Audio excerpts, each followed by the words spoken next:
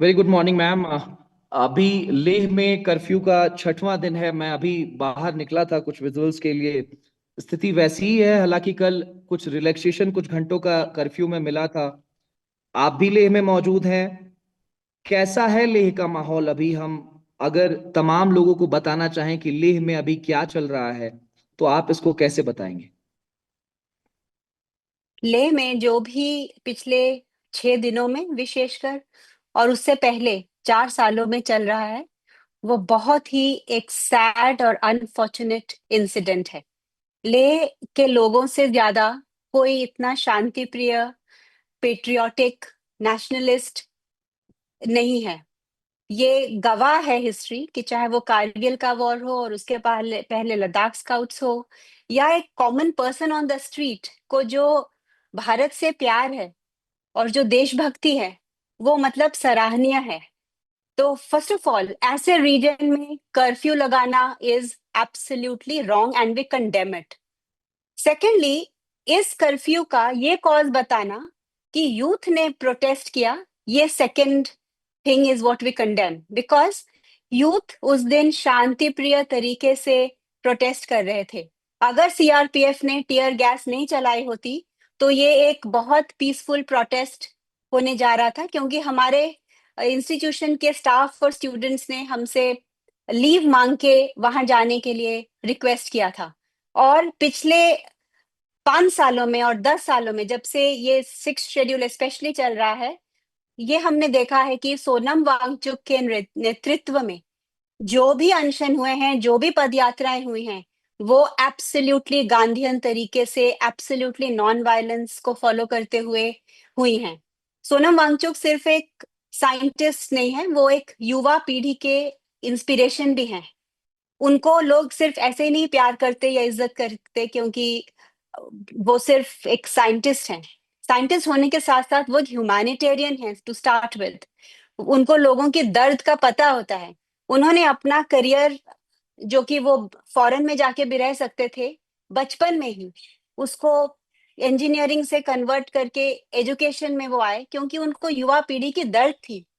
उन्होंने अपनी पूरी जिंदगी ग्रास रूट लेवल में एजुकेशन पे काम करने में बिताई। जिस इंसान का लाइफ का मकसद ही हो कि वो युवा पीढ़ी को आगे ले जाए, इंस्पायर करे, वो फर्स्ट ऑफ ऑल ऐसे वायलेंट प्रोटेस्ट क्यों करवाएगा और उस पर ये क्यों दोष दिया जा रहा है?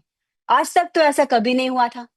अगर सीआरपीएफ ने उस दिन टीयर गैस नहीं चलाई होती और ये सिचुएशन एस्केलेट नहीं हुई होती, तो ये कभी भी वायलेंस नहीं हो सकता था।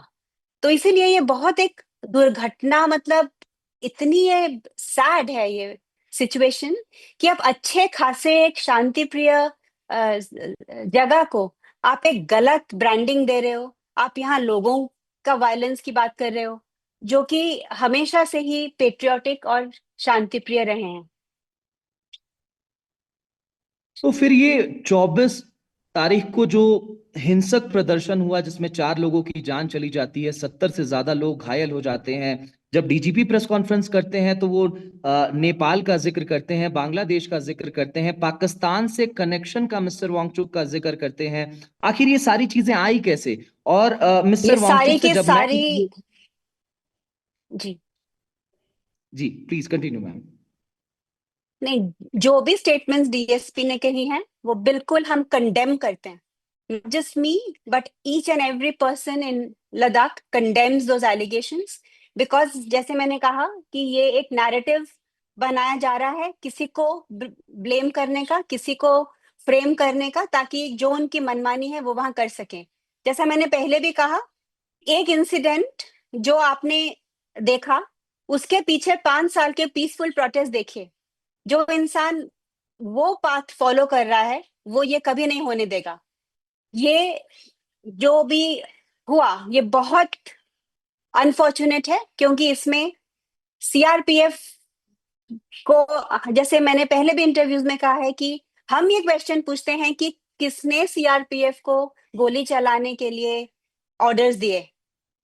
अपने ही लोगों पे, अपने ही सिटीजन्स पे कौन गोली चलाता है? स्पेशली ऐसे इलाके में जहां कभी भी कोई भी हिंसा पूर्वक प्रदर्शन नहीं हुआ है। उस दिन भी आपका क्वेश्चन जब हमने थोड़ा मैं सही, डीजीपी से ये सवाल पूछा था मैम, तो उन्होंने कहा कि नहीं क्या एक मिनट, सेल्फ मैं प्रोटेक्टिव।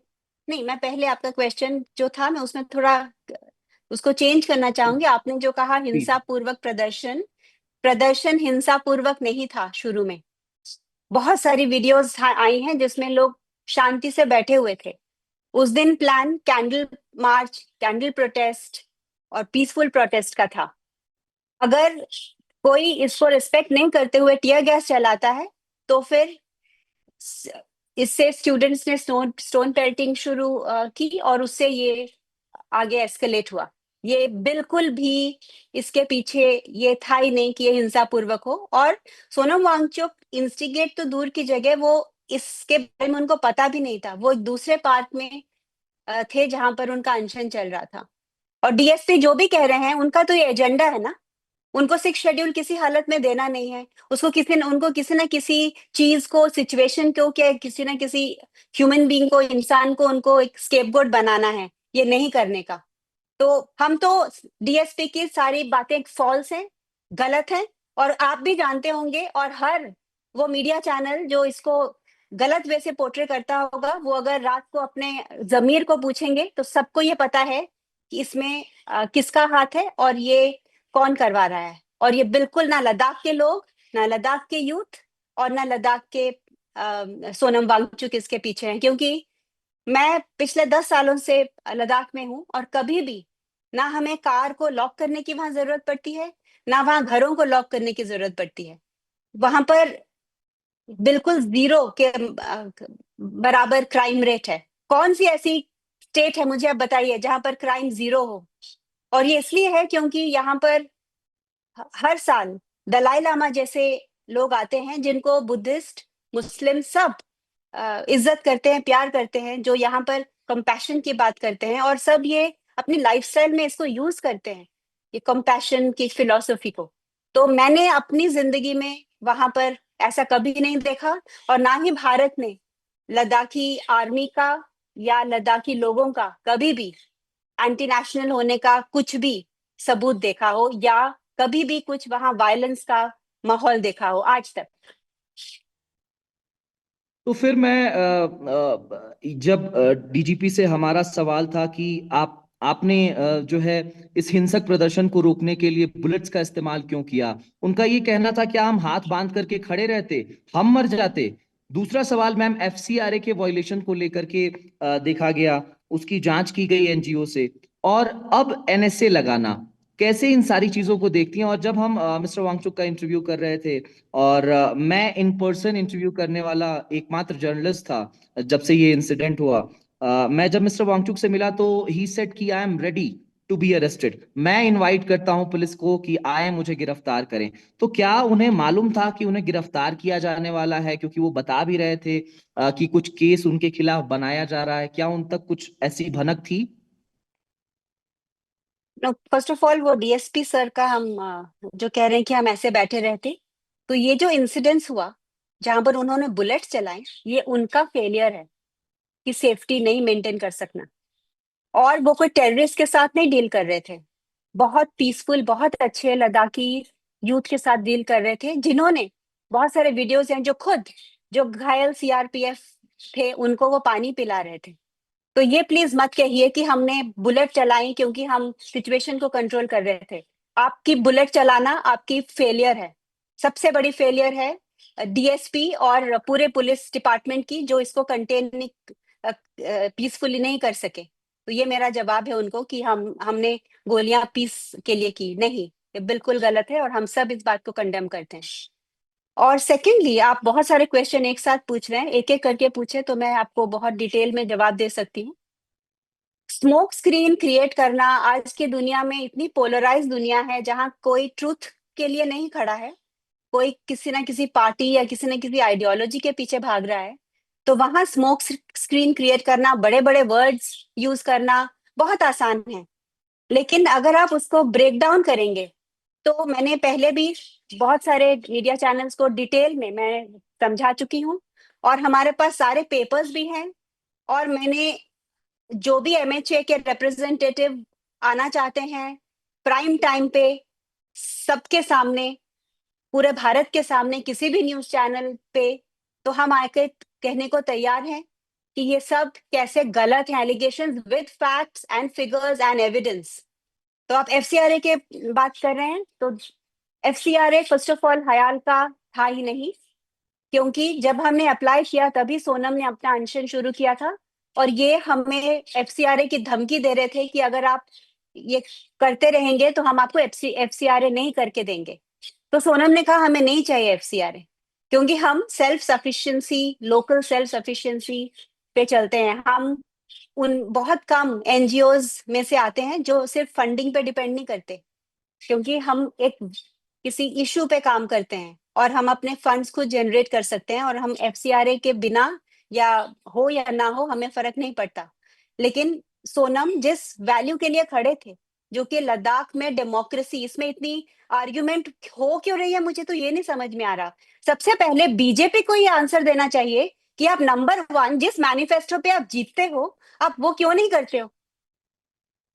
ये पहले हमें बस बस इसका वो आंसर दे देना कि अगर इतना ही डेवलपमेंट का इशू था या प्रोटेक्शन का इशू था या जो भी अभी वो मनगढ़ंत चीजें बता रहे हैं, तो जब इलेक्शन मैनिफेस्टो लिखने का टाइम आया था तब नंबर 1 में 6 शेड्यूल लिखा क्यों था? लोगों को गुमराह करने के लिए, वोट बटोरने के लिए सिर्फ। और उसके बाद अभी क्या हो रहा है? पहले तो वही आंसर दे देना कि जिसके, इट्स लाइक आपने किसी को चेक दिया और वो बाउंस हो गया, आपको आंसर देना चाहिए ना कि क्यों आपका चेक बाउंस हुआ, कि जिसका जो बेनिफिशियरी था उसको आंसर देना चाहिए कि उसका चेक क्यों बाउंस हुआ। ये कहाँ का इंसाफ है, मुझे आप ये बताइए। बार बार हमें क्यों पूछा जा रहा है कि सोनम 6 शेड्यूल क्यों मांग रहे हैं? हम नहीं मांग रहे हैं, हम जस्ट गवर्नमेंट को याद दिला रहे हैं कि जो आपका नंबर 1 मैनिफेस्टो था, जिस पर हमने आपको जिताया लद्दाख के लोगों ने, आपने वो ही नहीं किया 5 साल, और दूसरी इलेक्शन एमपी की भी आके चली गई और अभी हिल काउंसिल की भी इलेक्शन आ गई है। दोनों इलेक्शंस में आपने नंबर 1 नंबर 2 में आपके टॉप एजेंडास थे लोगों को कहने के लिए कि हम आपको 6 शेड्यूल देंगे। तो सोनम तो गवर्नमेंट भी हेल्प कर रहे हैं। पिछली बार भी वो गवर्नमेंट को ये समझा रहे थे कि अगर आप इस पे अमल नहीं करेंगे तो आप हार जाएंगे, और वो सही निकले। पिछली बार एमपी इलेक्शन में बीजेपी हार गया। अभी वो दोबारा ये कहने की कोशिश कर रहे हैं कि आप ये हिल काउंसिल इलेक्शन भी हारोगे, क्योंकि अगर आप लोगों के दिल की बात जो है वो चाहते हैं आप नहीं करोगे। तो उनको विलन क्यों बनाया जा रहा है इसके लिए? वो तो वेल विशर होने चाहिए। अकबर के कोर्ट में जो नवरत्न थे, वो अकबर को यस मैन नहीं थे, वो थे जो उनको सही मिरर दिखा सकते थे। अगर उनके, हमारे बेस्ट फ्रेंड्स वो होते हैं जो हमारे सहृदयी हो, हमारे अच्छे क्रिटिक्स हो, जो हमें सही रास्ता बताएं। तो गवर्नमेंट को सोनम को अपना सहृदयी मानना चाहिए, अपना एक वेलविशर मानना चाहिए, अपना एक अच्छा क्रिटिक मानना चाहिए जो उनको पिटफॉल में गिरने से बचाने की कोशिश कर रहा है। और ये नहीं करके, बिना ये समझे और कुछ उसके लिए, ना लद्दाख के लिए, ना एम्प्लॉयमेंट के लिए यूथ, ना शिक्षा करके आप उनको फ्रेम करने की कोशिश कर रहे हो, आप उनको एंटी नेशनल बनाने की कोशिश कर रहे हो। ये तो एक मजाक बन के रह गया है। जो इंसान सारे generals, core commanders, army officers के साथ उठता बैठता था, जिनको आर्मी भी प्यार करती थी, और जो आर्मी के लिए इतना हार्डवर्क करके उनके लिए, जवानों से लेके ऑफिसर्स के लिए जो सोलर शेल्टर्स बनाते थे ताकि वो कंफर्टेबली रहे, किस एंगल से वो आदमी एंटी नेशनल हो सकता है? जो आदमी चाइना को बॉयकॉट कर रहा था, चाइना की, जब यूटी गवर्नमेंट था लद्दाख में, जब चाइना के साथ हमारा वॉर चल रहा था, तब यूटी गवर्नमेंट ने चाइना के टैबलेट्स खरीदे थे। उनको आंसर देना चाहिए कि जब चाइना के साथ वॉर चल रहा है तो वो क्यों चाइनीज टैबलेट्स खरीद रहे थे। सोनम तो तब एंटी चाइना की बात कर रहे थे कि not with bullet but with wallet we have to fight them. तो ऐसा इंसान कैसे एंटी नेशनल हो सकता है? और कोई स्किजोफ्रेनिक तो होता नहीं है कि चाइना के साथ वो नेशनलिस्ट होगा और पाकिस्तान के साथ एंटी नेशनलिस्ट होगा। अब रही पाकिस्तान की बात, फेब्रुवरी में हम एक कॉन्फ्रेंस पे गए थे जो यूएन और डॉन मीडिया ने ऑर्गेनाइज किया था, और वो क्लाइमेट चेंज पे था। तो अगर इंडिया चाइना के साथ क्रिकेट खेलता है तो क्या सारे इंडियंस एंटी नेशनल हैं, या सारे क्रिकेटर्स एंटी नेशनल हैं, या जो क्रिकेट की बॉडीज हैं वो एंटी नेशनल हैं? वैसे ही एक कॉन्फ्रेंस है जो कि गेम से कि जितना ही इम्पोर्टेंट है फॉर रिलेशंस, क्योंकि जो हम ग्लेशियर्स की बात करते हैं वो हिमालय पे है, वो एक थर्ड पोल है, एक एक एंटिटी है जो चाइना 8 हिंदू कुछ कंट्रीज को जो पानी देता है, बांग्लादेश से अफगानिस्तान तक, पाकिस्तान, चाइना, नेपाल, भूटान सब उसमें है। तो उसमें अगर कॉन्फ्रेंस पे इंसान जाए तो वो क्या बिहाइंड द सीन सिर्फ आईएसआई एजेंट ही हो सकता है? ये कहाँ का लॉजिक है और क्या एविडेंस है उसका? और अभी बता रहे हैं कि कोई पाकिस्तानी यहाँ आ गया, तो ये भी एमएचए को आंसर देना चाहिए कि क्यों प्रोटोकॉल हुआ, डीजीपी ब्रीच हुआ ने प्रेस सेफ्टी। कॉन्फ्रेंस में मैम कहा है कि Pakistani POA was in connection with mister Wangchuk, उसको गिरफ्तार किया गया है। Absolutely, absolutely balderdash, absolutely wrong and false. Okay, absolutely, and we condemn it to the core. Because my question is this: a person who is working for environment, who's working for army, who has given up his career to work at the grassroots level for the youth, who is recognized by the world, by India, forget the world and India, इस very government ने हमें एक ministry of energy, mister R K Singh जब energy minister थे, उन्होंने हयाल को first prize दिया to make passive solar heated buildings, जो कि आर्मी यूज कर रही है। इसी गवर्नमेंट, ये गवर्नमेंट क्या पहले क्या था, फिर अंधी थी, इनको दिखाई नहीं दे रहा था? कोई एंटी नेशनल को अवार्ड दे रहे हैं। मिनिस्ट्री ऑफ ट्राइबल अफेयर्स ने स्कॉच अवार्ड दिया फॉर आइस टूपर्स, तब नहीं दिखाई देता था कि ये एंटी नेशनल था? इतना वीक है इनका इंटेलिजेंस सिस्टम, और अभी सडनली दिख गया ये एंटी नेशनल है, क्योंकि यही एक आदमी है जो इस मूवमेंट को आगे ले जा रहा है और ये फेस है इस मूवमेंट का। पर ये मत समझिए कि सिर्फ सोनम वांगचुक सिक्स शेड्यूल चाहते हैं, पूरी लीडरशिप सोनम वांगचुक के पीछे है, हर लद्दाखी सोनम वांगचुक के पीछे है, और पूरा देश सोनम वांगचुक के पीछे है, क्योंकि वो जस्ट लोगों की आवाज गवर्नमेंट तक पहुंचाते आ रहे हैं। वो जस्ट एक रिप्रेजेंटेटिव हैं इसकी।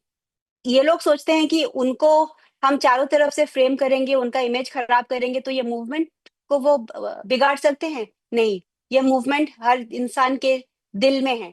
और मैं आपको ये समझाना चाहती हूँ और आपके सारे दर्शकों को कि सिक्स शेड्यूल एंटी डेवलपमेंट नहीं है। सिक्स शेड्यूल ये नहीं कहता कि गवर्नमेंट को वहां लोग कुछ करने नहीं देंगे। सिक्स शेड्यूल जस्ट ये कहता है कि कोई भी रीजन में डेमोक्रेसी होना इम्पोर्टेंट है, और जो एक फ्रेजाइल इकोसिस्टम है या जो ट्राइबल एरिया है उसके अपने तरीके होते हैं। आपका डेवलपमेंट वहां का डेवलपमेंट नहीं हो सकता। जैसे अभी कितनी गलतियां यूटी कर चुकी है पिछले 5 सालों में। अभी उन्होंने एक सीवरेज ट्रीटमेंट प्लांट वहां लगाया, सीवरेज ट्रीटमेंट प्लांट, जो कि एक बिल्कुल गलत टेक्नोलॉजी है लद्दाख के लिए, जो कि मैं आपको बताती हूँ कैसे। लद्दाख को सदियों से कॉम्पोस्ट टॉयलेट यूज करते आए हैं, क्योंकि वो एक डेजर्ट है, वहां पानी नहीं है। आप एक फ्लश में 6 लीटर पानी आप यूज करते हैं, वहां पर 20 लीटर पानी से एक फैमिली पूरा दिन गुजारा करती है। तो वहां ये लग्जरी नहीं है कि आप फ्लश टॉयलेट लगाओ और 6 लीटर एक फ्लश में आप डालो। तो वहां पर सदियों से जो इंडिजिनस नॉलेज सिस्टम्स है, जो ये गवर्नमेंट बात करती है और जिसको हम रेस्पेक्ट करते हैं और हम भी फॉलो करते हैं, ये जो इंडिजिनस नॉलेज सिस्टम्स यही कहते हैं कि हम वेस्टर्न टेक्नोलॉजीज को नहीं यूज करें, पर जो सदियों से वहां पर चल रही है प्रथा, उसी को कैसे हम आगे ले जाएं इनोवेशन के द्वारा, कटिंग एज टेक्नोलॉजी के द्वारा। तो जो कॉम्पोस्ट टॉयलेट है वो वहां आपको फ्लश करने की जरूरत नहीं होती, वहां आप सॉइल करते हो वेस्ट को, और 1 साल के बाद वो मैन्योर में कन्वर्ट होता है, जिसको हम ह्यूमैन्योर कहते हैं। तो इससे बहुत प्रॉब्लम्स एक साथ सॉल्व होती है। ना आपको फ्लश करना पड़ता है पानी, क्योंकि डेजर्ट है, वहां पानी है ही नहीं, पीने के लिए नहीं है। सेकेंडली, वहां ग्रीनरी नहीं है जहां मल्चिंग हो और सॉइल बेटर हो। तो ये जो आप ह्यूमैन्योर है, इससे आप सॉइल को भी फर्टाइल करते हो, और आपको सीवरेज को उठा उठा के किलोमीटर दूर भी ले जाना नहीं पड़ता, और उसको बड़े बड़े करोड़ों रुपए ट्रीटमेंट प्लांट भी सेटअप नहीं करने की जरूरत है। इसको जो एसटीपी वहां सेटअप किया गया है वो इतना एक फेल्ड प्रोजेक्ट है यूटी गवर्नमेंट का। सारा उसका जो वेस्ट है वो विलेजेस में जा रहा है। तो सोनम वांगचुक का बस यही कहना है कि सिक्स शेड्यूल से और डेमोक्रेसी से, लेजिस्लेचर से, वहां के लोग खुद डिसाइड करेंगे कि वो किस टेक्नोलॉजी से आगे जाना चाहते हैं, क्या डेवलपमेंट करना चाहते हैं। आप उनकी आवाज सुनिए, आप बाहर से आके अपने आइडियाज मत थोपिए और अपने आइडियाज ऑफ डेवलपमेंट मत थोपिए। बस यही है जो सिक्स शेड्यूल कह रही है। इसमें गलत क्या है? एक डेमोक्रेसी आप कहते हो, मदर ऑफ डेमोक्रेसीज, और एक लद्दाख जैसे इतने सेंसिटिव एरिया में जो इकोलॉजिकली सेंसिटिव है, जियो पॉलिटिकली सेंसिटिव है, पाकिस्तान और लद्दाख दोनों तरफ वो टच करता है, सेफ्टी के हिसाब से इतना सेंसिटिव है, तो वहां पर आप लोगों को साथ लेके क्यों नहीं चलोगे? कौन एंटी डेवलपमेंट है? जिस सोनम से ज्यादा प्रोग्रेसिव कोई नहीं है। 35 साल पहले जब किसी को पता भी नहीं था कि फोटोवोल्टेक्स इंडिया में, तब सेक्मॉल जैसे दूर दराज के इलाके लद्दाख ऑफ ग्रिड कैंपस था जहां पर फोटोवोल्टेक्स थे। आज जो कनाडा और अमेरिका को पता नहीं है कि बिना फॉसिल फ्यूल के आप गर्म रख सकते हो अपने कमरे -20 में, वो टेक्नोलॉजी सोनम ने इनोवेट की है। तो वो किस एंगल से वो प्रोग्रेसिव या डेवलपमेंटल नहीं है, मुझे ये बताइए। पर बिना, मैं वहां 10 सालों से रह रही हूँ और मुझे अभी थोड़ा थोड़ा समझ में आ रहा है कि लद्दाख का कल्चर क्या है, वहाँ की फिलॉसफी क्या है। वहां पर बहुत लोगों ने काम किया है लोगों के साथ मिलके, और यहाँ पर आप 2-2 सालों के लिए एक एक गवर्नर चेंज कर रहे हो, एक एक कमिश्नर चेंज कर रहे हो, जिनको कुछ पता है नहीं वहाँ ग्राउंड लेवल, और वो पॉलिसीज बना रहे हैं वहाँ, बहुत सारे डिसीजंस ले रहे हैं जो कि लॉन्ग टर्म लद्दाख के इंटरेस्ट में नहीं है। सोनम जैसे इंसान को के सारे इनोवेशंस गवर्नमेंट यूज तो कर रही है, चाहे वो एग्रीवोल्टिक का हमारा प्रोजेक्ट हो जहां सोनम ने फोटोवोल्टिक्स के नीचे घास उगाने के लिए एक सक्सेसफुल प्रोटोटाइप बनाया है हयाल में, ताकि गवर्नमेंट उसको स्केल अप कर सके, ताकि चांगतांग में जब वो गाइगावॉट्स ऑफ पावर लगाए तो वहां पर डिस्प्लेसमेंट ना हो हर्डर्स का। इनफैक्ट हर्डर्स इसको वेलकम करें ताकि उनको नीचे से फॉडर मिलता है। तो ऐसे इनोवेशन सोनम करते हैं जो कि डेवलपमेंट को एक हार्ट देता है। नो, डेवलपमेंट को एक एम्पथेटिक डेवलपमेंट हमें चाहिए, माइंडलेस और कैपिटलिस्टिक और प्रॉफिटियरिंग वाली नहीं डेवलपमेंट चाहिए। हमने बुरा हाल करके ऑलरेडी रखा हुआ है, चाहे वो हिमाचल हो, चाहे वो उत्तराखंड हो, चाहे वो अभी नॉर्थ ईस्ट हो। एक जगह है जो सुंदर है, जो पूरा भारत वहां और वर्ल्ड वहां आता है, तो उसको हम एटलीस्ट ऐसे डेवलप करें कि development is not equal to destruction. Can there be a development? Sonam का बस यही क्वेश्चन है कि क्या एक ऐसा डेवलपमेंट पॉसिबल है जो कि विन विन हो। नहीं तो हर जगह हम्म। हमें development is equal to destruction ही दिखता है। तो इसीलिए 6 शेड्यूल का होना जरूरी है।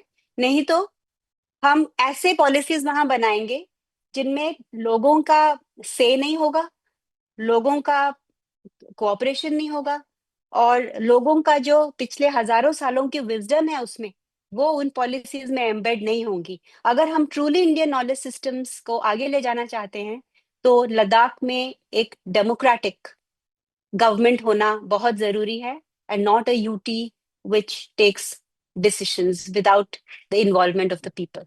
जब से मिस्टर वांगचुक को डिटेन किया गया है, एनएसए स्लैप किया गया है, अब तो वो जोधपुर जेल में हैं।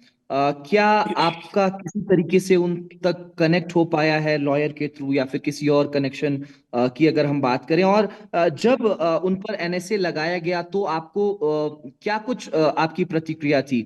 दूसरा सवाल कि जब पुलिस पहुंची मिस्टर एक वांगचुक को मिनट, डिटेन करने। अमृत अमृत जी, पहले मैंने पहला क्वेश्चन खत्म नहीं किया था, आपने एफसीआरए पे क्वेश्चन किया था। तो एफसीआरए हमें नहीं दिया गया क्योंकि वो एक आर्म ट्विस्टिंग टेक्निक था हयाल को। और अभी जिन फॉरेन फंडिंग की लोग बात कर रहे हैं वो फंडिंग नहीं है, वो इनकम है। एफसीआरए चाहिए होता है जब आप डोनेशंस ले रहे हो, और ये जो फंडिंग की आप बात कर रहे हैं ये एक्सपोर्ट ऑफ सर्विसेज है, जो कि एक वैलिड गवर्नमेंटल लीगल टेक वो है जिसके थ्रू आप अपने रिसर्च को एक्सपोर्ट कर सकते हैं। और ये यूएनडीपी जैसे, स्विस डेवलपमेंट कॉर्पोरेशन, एफएचएनडब्ल्यू जैसी स्विस यूनिवर्सिटीज के साथ हमारे कोलैबोरेशंस हैं, जिसकी बाकायदा सर्विस एग्रीमेंट्स हैं, जो कि बाकायदा सीबीआई के जो इंस्पेक्टर आए थे मिस्टर विशाल गुप्ता जी, उनको दी गई हैं। ही वॉज कन्विंस्ड कि इसमें कोई वायलेशन नहीं है। तो ये बार बार एफसीआरए का क्यों जिक्र हो रहा है मीडिया पे? मीडिया को क्या समझना नहीं है कि जानबूझ के उनको एक ही नैरेटिव चलाना है? अगर आप क्यों नहीं ये समझ पा रहे हैं लोग और मीडिया जो इसको उछाल रहे हैं, पहले तो आप खुद पढ़िए, समझिए एफसीआरए होता क्या है, और ये देखिए कि वो डोनेशन था कि इनकम था। और ये तो इसको शेमफुल बनाने के बजाय इसको तो ऑनरेबल मेंशन मिलना चाहिए कि कोई ऐसा इंस्टीट्यूट है इंडिया में जिसकी रिसर्च को दुनिया भर के लोग पढ़ना चाहते हैं, सीखना चाहते हैं। क्या आपको पता है कि टेक्निकल यूनिवर्सिटी ऑफ म्यूनिक जैसी जर्मन यूनिवर्सिटीज में आइस्तूपा पे एमफिल मास्टर्स में थीसिस लिखी जाती हैं, रिसर्च होती है? क्या आपको पता है कि technical university of music Munich, क्रातेर, FHNW, ये सब का हमारे साथ MOUs है जिससे हम टेक्नोलॉजी ट्रांसफर करते हैं। बहुत कम यूनिवर्सिटीज हैं और इंस्टीट्यूट्स हैं इंडिया में जिनकी टेक्नोलॉजी बाहर जाती है। India is a net importer of technology. अभी इसको सराहने की जरूरत है कि ऐसी एक संस्था है जिसकी जो इनोवेशन है उसको दुनिया भर में अवार्ड ही नहीं मिल रहे, चाहे वो रोलेक्स अवार्ड हो या दूसरे, पर बाहर की यूनिवर्सिटीज उसको सीख के उसको फॉलो करना चाहती हैं। इसको हाईलाइट करिए। और ये एक एक्सपोर्ट ऑफ सर्विस है जो कि एक इनकम है जिसके लिए FCRA नहीं चाहिए होता है। बहुत सारी इंडियन कंपनी, सॉफ्टवेयर कंपनीज बाहर की उसके साथ बिजनेस करती हैं। बहुत सारी यूनिवर्सिटीज हैं जो एक दूसरे के साथ अपना रिसर्च शेयर करती हैं, और कोई उस रिसर्च के लिए अगर पे कर रहा हो तो ये एक अच्छी बात है। ये एक बहुत इम्पोर्टेंट है। और सेकेंडली, क्या आप पूछ रहे थे? और एक किसी मैंने वायलेशन पूछा के कि बारे में आप पूछ रहे थे। एनएसए मैंने ये पूछा था मैम कि एनएसए स्लैप करने के बाद और मिस्टर वांगचुक के डिटेंशन के बाद क्या आपका किसी तरीके से मिस्टर वांगचुक से संपर्क हो पाया है थ्रू योर लॉयर और किसी तरीके से? और मेरा सवाल ये भी था कि जब मिस्टर वांगचुक को डिटेन किया गया तो किस तरीके से डिटेन किया गया? क्या कुछ बताया गया उनको कि एनएसए के तहत उनको उनका डिटेंशन किया जा रहा है, उनको कहाँ ले जाया जा रहा है, और आप तक ये जानकारी कैसे पहुंची? तो सोनम वांगचुक तब अपने गांव में थे। मैं हयाल में थी।